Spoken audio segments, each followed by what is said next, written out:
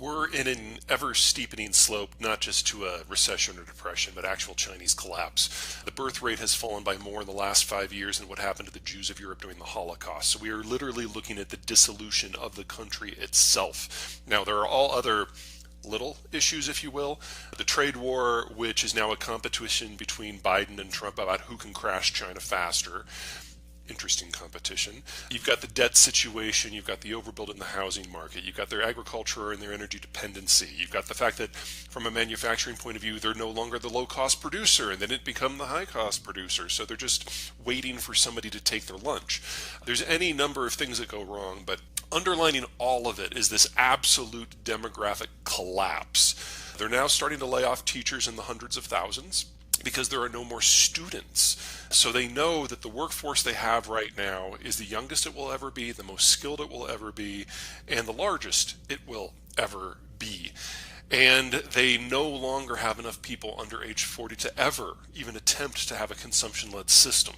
So they've become completely dependent upon exports. At the same time, the rest of the world has wisened up to not want their exports. So it's now a contest about whether we have an economic collapse because the model fails, a demographic collapse that takes everything with it, or a political collapse because Xi has gutted the entire system of talent. Those are three very bad things, any one of which is a country killer. All three, there's no way that China survives the next 10 years. There's three big things we look at whenever we look at a new country or a new economic sector or a new company. We look at what the possibility is for physical safety without having to have a partner on the outside. So do you have good external borders? Do you border an ocean that allows you to project out? Or are you hemmed in by geographic barriers that also allow others to access your territory?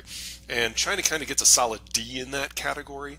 It's really difficult for the Chinese to protect themselves. Most of the Chinese population is in the northern China Plain or on the coast, and it's a very exposed zone with not a lot of good ports, and so foreign powers throughout history have always been able to punch in. Second is the demographic structure. Do you have enough young people to generate your next generation? Do you have enough older workers who can pass on skills and who generate capital? Well, China now has had a birth rate that has been lower than the United States is likely for 25 to 30 years already, and they're simply running out of people. So they do have some of those older workers, but the Chinese government refused to educate them in the way that would allow innovation. And so you basically have low-skilled labor that costs a lot. Labor costs have gone up by a factor of 15 in China in the last 25 years. They're no longer cost competitive at anything. And then third is the degree to which your economy is either self-sufficient or dependent upon other powers that you cannot influence. This is the country that is the world's largest energy importer and is the largest importer of food and is the largest importer of the materials that allows it to grow its own food. So not only are we facing a series of economic pressures where it's dependent upon the American consumer and the American political system, if it doesn't work out, this is a country that starves in the dark. And we're probably going to see all of that go down in the next several years. Best guess now by the Chinese Academy of Sciences, which are the people who interpret government statistics, is that they've overcounted their population by more than 100 million people. And that's no longer the low case estimate. Some Chinese demographers are now saying the number is probably more than 250 million. So this concept of this giant monolith of China probably was never correct in the first place. I don't mean to suggest that it's a small place, but we have never seen this pace of aging in history. And if they were generating bad data on what the headline was in the first place, we all need to adjust our expectations down. Well, never think of it as the Chinese government because there's only one decision maker left. It's just Xi. He has purged the system so thoroughly that there's no one else who's either competent or willing to put forward a solution. It has to come from him. So you have to look at his understanding of the crisis, and from his point of view, anything that's based in consumption is flawed anyway. I don't want to say he's an old style social communist, because that's not quite right. He's an old style feudal fascist. And so the concept that the population has a role to play here at all is kind of a stretch.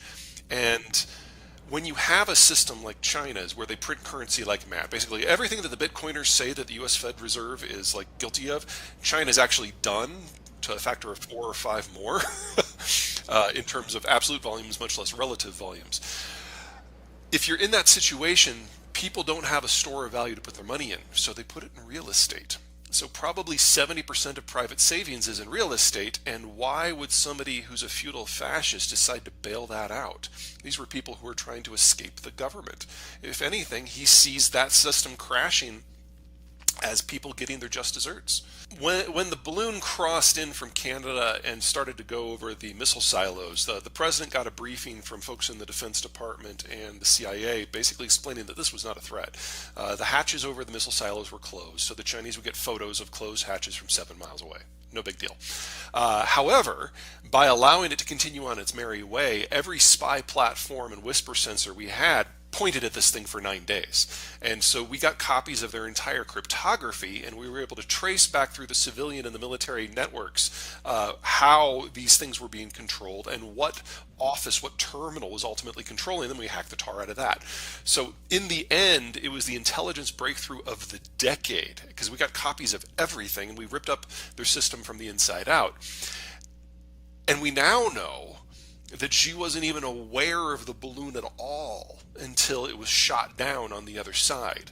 It gives you an idea of the complete breakdown in decision making and information flow that we now have within the Chinese system.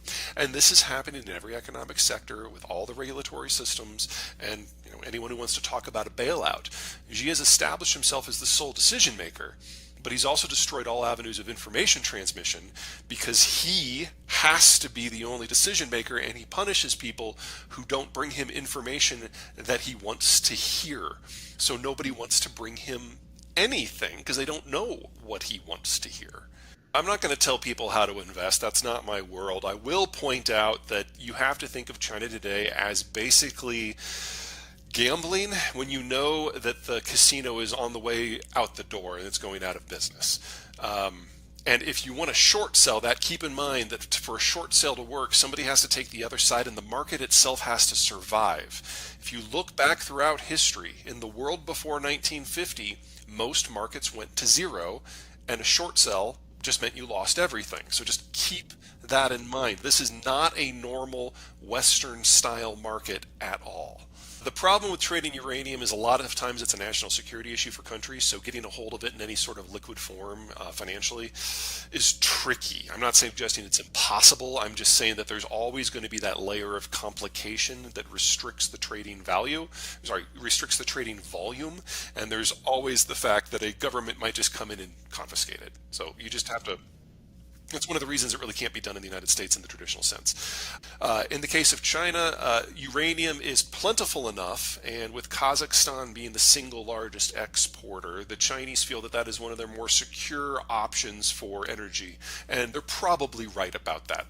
The technology for a light water reactor is decades old. There's no reason to think that the Chinese aren't going to be able to build that at whatever scale they choose to, and they've had a nuclear program since the 70s.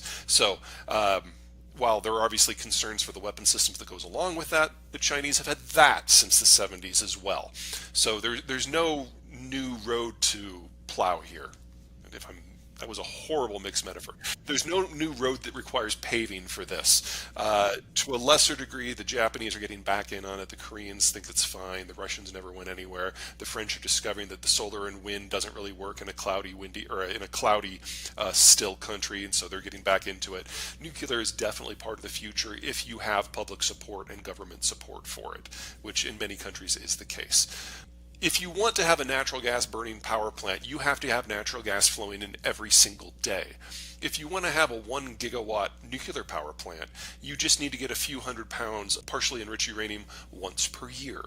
One of these can be supplied by a plane once, and the other one requires a dedicated infrastructure system that stretches hundreds, if not thousands of miles. I understand why people like nuclear. In terms of the overall picture, wind is great where it's windy, if it's close to a population center. Solar is great where it's sunny, if it's close to a population center. The problem is there are very few places that have dense population footprints that meet those criteria. So you've got the West Texas zone where wind and solar is both great. You've got Southern California where solar looks pretty good. You've got the Phoenix area where they've got both. And that's the best spots in the world. After that, it falls off pretty quick. And if you put up solar panels in Vermont, which is The new data suggests that Vermont is like one of the five densest concentrations for solar panels in the world. That's batshit crazy. I mean, you're never going to pay down the carbon debt that it took to generate the panels in the first place. Oh, God. People can, the fetishization of solar just annoys me. People don't do that with wind. People realize that if it's not windy, you don't put up a turbine. Um, there aren't a lot of places in the world where this works. Chile, Argentina, Morocco, Greece, ironically, Britain for wind, Australia, and that's about it. Anywhere else, it's not nearly as much of a slam dunk. But the even bigger problem, if you remove the carbon issue, if you remove the efficiency issue, the problem is sourcing the materials. You've got two issues here. Number one, something like 75% of the photovoltaic quality polysilicon comes from Western China, where it's made with soft coal and slave labor. And so, there's some issues there, even if China survives. And second, the materials that go into green tech require an order of magnitude more copper and nickel and lithium and graphite and on and on and on and on more than what a conventional system does. It requires globalization. It requires global access to everything at all times. And that's not the case now, much less the case what it's going to be as globalization breaks down. So one way or another, we're either going to be stuck with fossil fuels for a few more decades, or the United States has to go and conquer a lot of places so all of those materials flow here so that we can do it. No one else would be able to. There's not enough, but we would be able to. These aren't good options.